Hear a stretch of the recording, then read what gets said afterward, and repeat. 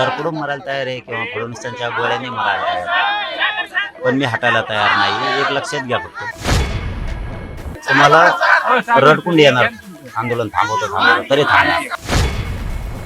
आणि बंदोबस्त जर त्या विषयाने त्यांनी वाढवला असं हल्ल्याच्या हिशोबानं, तर फडणवीसांना म्हणा ती चूक करू नका, तुम्हाला लय मागात पडन. आता तरपडून मरायला तयार आहे किंवा फडणवीसांच्या गोळ्याने मरायला तयार आहे. पण मी हटायला तयार नाही, एक लक्षात घ्या. फक्त हल्ल्याचा प्रयोग झाला, सरकारला तुम्हाला तिघाला पण लय जड राज्यातलं आंदोलन कधीच बंद तुम्हाला रडकुंड येणार, आंदोलन थांबवतं तरी थांबणार. पाटील, काल काही सकारात्मक पण चेहरा तुमचा दिसला, काही गोष्टी तुम्हाला आशा वाटली काल रात्रीपर्यंत, आता वाटत नाही? बघून आलं आपण, बघून आलं. समाधानकारक ड्राफ्ट मिळत असेल, त्याला मुदतीची अट असेल, प्राप्त काय बघूया, सरकारने काय सूचना दिल्या त्या बघूया. ऊन आणि त्यांनी आता बोलणं थांबवू थोडं. खर तर ऊन आहे. समृद्धी महामार्ग रोखलाय कार्यकर्त्यांनी, पण मोठा गोंधळ निर्माण झालेला आहे. काय आवाज करावं? पोरांनी शांत राहावं, त्यांची पण भावना खरी आहे. समाजाच्या लेकराचं वाटोळं होतंय, ते तरी कसे दम खाते. पण माझं आव्हान शांत राहावा, सरकारकडून चूक हो द्या, मग त्यांना कळण आंदोलन काय असतं. काही सूचना आहेत त्याची देखील खात्री करून घ्यायची अंतर्वाली बंदोबस्त देखील वाढवलेला आहे. नाही, ते पहिल्यापासूनच आहे, मला काय त्यात शंका नाही. ते वाढवतात पहिल्यापासूनच, पब्लिक लई येते म्हणून. तर आंदोलकांनी शांत राहायचं. आणि बंदोबस्त जर त्या विषयाने त्यांनी वाढवला असं हल्ल्याच्या हिशोबानं, तर फडणवीसांना म्हणा ती चूक करू नका, तुम्हाला लय मागात पडन. आता हे पण लक्षात ठेवा. तुम्ही जर हल्ल्याच्या दृष्टिकोनातून वाढवला असेल बंदोबस्त, तर तुम्हाला जड जाणार, हे लक्षात ठेवा. तुम्हीच्या किती पिढ्या गेल्या तरी आंदोलन राज्यातलं बंद नाही होणार पुन्हा, हे ध्यानात ठेवा. पण मला नाही वाटत की ते बंदोबस्त त्याच्यासाठी असेल, येणाऱ्या लोकांच्या सुरक्षेसाठी असेल असं मला वाटतं.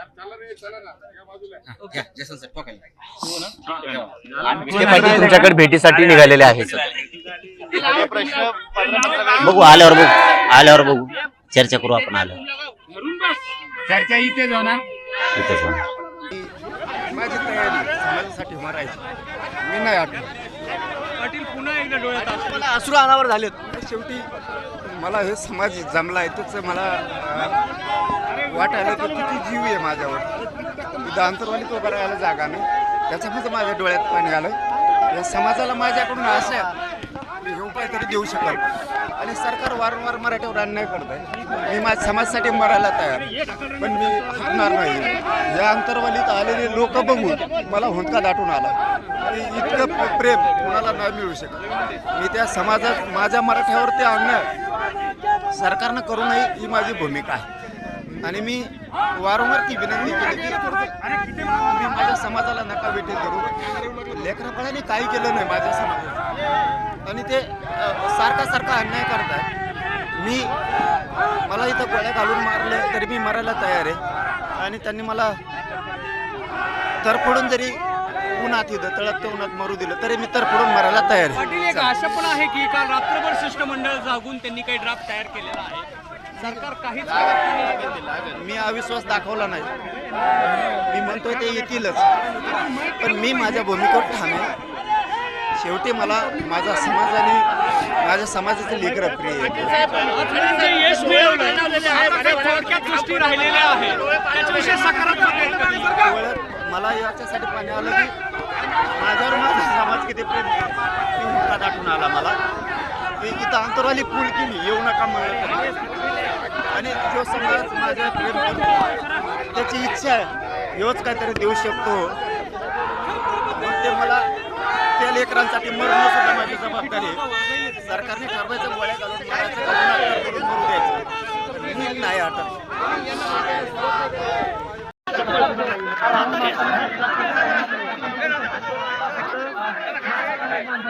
प्रचंड प्रमाणात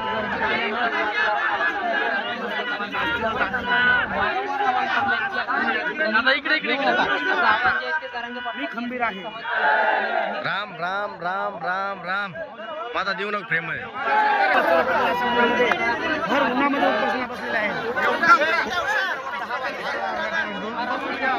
तरपडून मरायला तयार आहे किंवा फडणवीसांच्या गोळ्याने मरायला तयार आहे. पण मी हटायला तयार नाही. एक लक्षात घ्या फक्त, हल्ल्याचा प्रयोग झाला, सरकारला तुम्हाला तिघाला पण लय जड झालं. लय जड झालं. राज्यातलं आंदोलन कधीच बंद नाही. तुम्हाला रडकुंड येणार. आंदोलन थांबवतं तरी थांबणार. पाटील, काल काही सकारात्मक पण चेहरा तुमचा दिसला काही गोष्टीवरती. तुम्हाला आशा वाटली काल रात्रीपर्यंत, आता वाटत नाही? बघून आलं आपण, बघून आलं.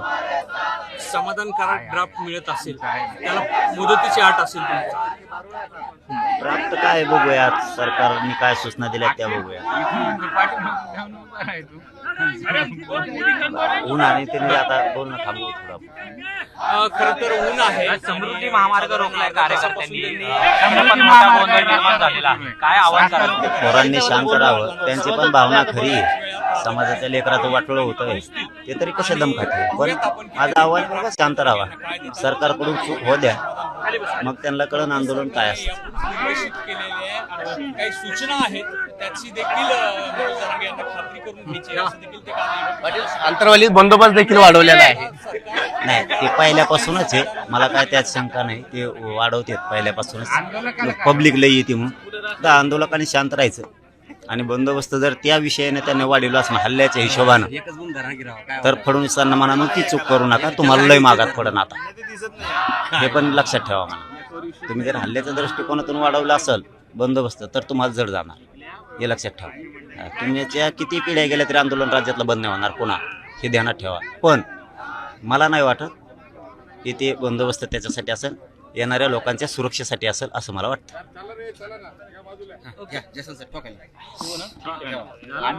तुमच्याकडे भेटीसाठी निघालेले आहेत. बघू, आल्यावर बघू. चर्चा करू आपण आल्यावर. चर्चा इथेच होणार. इथंच होणार चर्चा, इथंच होणार. माझी तयारी समाजासाठी मरायची. मी नाही आठवत. पाटील, पुन्हा एकदा डोळ्यात असू. मला अश्रू अनावर झालेत. शेवटी मला हे समाज जमला आहे, त्याचं मला वाटायला की किती जीव आहे माझ्यावर. इथं अंतरवालीत उभं राहायला जागा नाही, त्याच्यामध्ये माझ्या डोळ्यात पाणी आलं. या समाजाला माझ्याकडून आशा मी हे उपाय तरी देऊ शकाल. आणि सरकार वारंवार मराठीवर अन्याय करत आहे. मी माझ्या समाजासाठी मरायला तयार, पण मी हटणार नाही. या अंतरवालीत आलेले लोक बघून मला हुंदका दाटून आला. आणि इतकं प्रेम कोणाला नाही मिळू शकत. मी त्या समाजात माझ्या मराठ्यावर ते अन्याय सरकारनं करू नये ही माझी भूमिका आहे. आणि मी वारंवार ती विनंती केली की मी माझ्या समाजाला नका भेटी करू. लेकरापणाने काही केलं नाही माझ्या समाजात, आणि ते सारखा अन्याय करत आहे. मला इथं गोळ्या घालून मारले तरी मी मरायला तयार आहे. आणि त्यांनी मला तरफडून जरी उन्हात इथं तळपत्या उन्हात मरू दिलं तरी मी तरफडून मरायला तयार आहे. पाटील, एक आशा पण आहे की काल रात्रभर शिष्टमंडळ जागून त्यांनी काही ड्राफ्ट तयार केलेला आहे.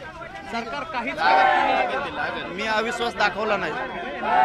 मी म्हणतोय ते येतीलच, पण मी माझ्या भूमिकेवर ठाम आहे. शेवटी मला माझा समाज आणि माझ्या समाजाचे लेकरं प्रिय आहे. यश मिळवलं, थोडक्यात गोष्टी राहिलेल्या आहेत, त्याच्याविषयी सकारात्मक. मला याच्यासाठी पाणी आलं की माझ्यावर माझा समाज किती प्रेम हुंदका दाटून आला मला. की इथं अंतरवाली पूल केली, येऊ नका म्हणलं.